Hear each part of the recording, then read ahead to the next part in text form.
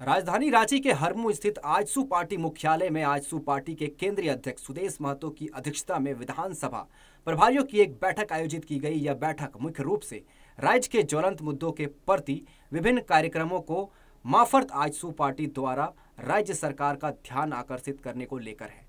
AJSU supremo Sudesh Mahato ने कहा कि आगामी 23 अप्रैल को सामाजिक न्याय मार्च कार्यक्रम अब 30 अप्रैल को होना तय हुआ है। इसके तहत आजसू पार्टी रांची के सड़कों पर राज्य के युवाओं के प्रति रोजगार में उदासीनता, स्थानीय नियोजन नीति और सरना धर्म कोड जैसे जन मुद्दों को लेकर जन समर्थन के साथ उतरने जा रही है। वहीं जातीय जनगणना के बारे में आजसू सुप्रीमो ने कहा कि कांग्रेस को पहल करते हुए राज्य के मुख्यमंत्री से यह आग्रह की जानी चाहिए कि अन्य राज्यों की तर्ज पर हमारे झारखंड राज्य में भी जातीय जनगणना सुनिश्चित हो।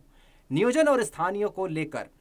छात्रों के चल रहे आंदोलन के बारे में सुदेश महतो ने कहा कि राज्य के नीतियों के कारण आज सड़क पर छात्र उतरे हुए हैं और लगातार अपनी मांगों को लेकर संघर्षरत है और राज्य सरकार अलग अलग तरीके से यहाँ के युवाओं को गुमराह करने का कार्य कर रही है। जितना मशक्कत अभी उनको संभालने के लिए, उनको रोकने के लिए कर रहे हैं। कोई भी छात्र इसलिए नहीं आता कि आज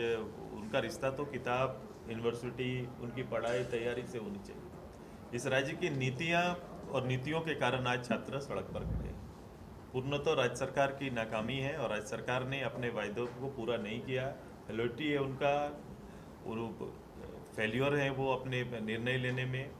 और अलग अलग समय पर अलग अलग डिजाइन से गुमराह करने का काम राज्य के नौजवानों को कर रहे हैं। अधिकारियों के द्वारा एक बंदी का आह्वान किया गया था, उसको लेकर के प्रशासन और पुलिस के द्वारा पूरी तैयारी की गई थी और पूरे रांची ज़िले में अगर हम लोग बात करें, खासतौर पर शहरी क्षेत्र में, रांची शहर के अंदर और ज़िले के अन्य हिस्सों में भी लगातार गश्ती सुनिश्चित की गई है। फोर्सेस और मजिस्ट्रेट्स की डेपुटेशन की गई है, बाइक पेट्रोलिंग पार्टीज़ लगाई गई हैं। जगह जगह पर जो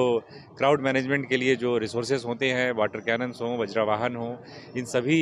साधनों की व्यवस्था की गई है और एक तरीके से पूरी व्यवस्था मुकम्मल करने की कोशिश की गई है कि अगर किसी भी प्रदर्शनकारी, किसी भी आंदोलनकारी के द्वारा जबरान तरीके से बंदी कराने का प्रयास किया जाता है, जबरान तरीके से ट्रैफिक को बाधित करने का प्रयास किया जाता है, जबरान तरीके से दुकानों या बाज़ारों को बंद करने का प्रयास किया जाता है, तो उनके विरुद्ध कड़ी कार्रवाई की जाएगी।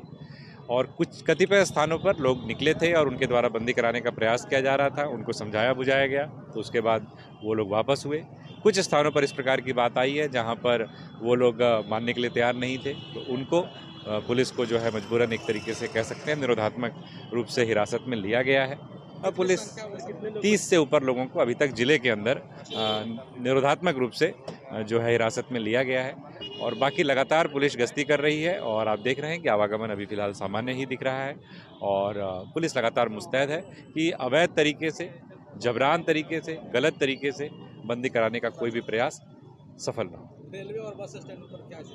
वो ठीक है, अभी तक सब कुछ सामान्य चल रहा है, कुछ विशेष इस प्रकार की बात नहीं है, लेकिन पुलिस फिर भी पूरी तरीके से सतर्क है, निगरानी रखे हुए है कि कोई भी विधि व्यवस्था को भंग न कर पाए।